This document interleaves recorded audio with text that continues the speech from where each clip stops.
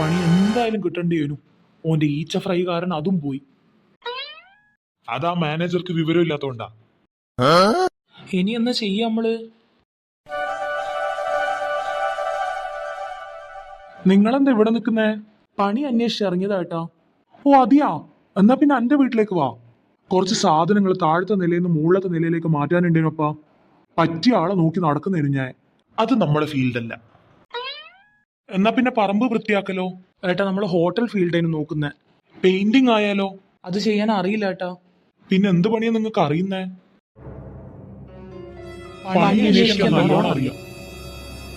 ഓ, അപ്പൊ പ്രശ്നം പണി ഇല്ലാത്തതല്ല, ഏതാന്ന് എടുക്കണ്ടതെന്ന് അറിയാത്തോണ്ടല്ലേ? എന്നാ ശരി, ഞാൻ പോന്നു.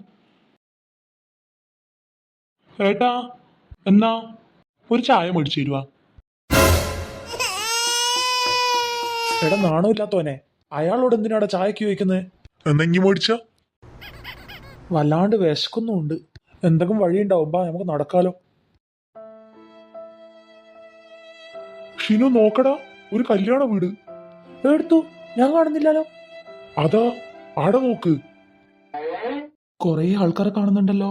ഇവിടെ എന്തായാലും പണിക്കാരെ ആവശ്യം ഉണ്ടാവും. എന്നാ പോയി നോക്കിയാലോ.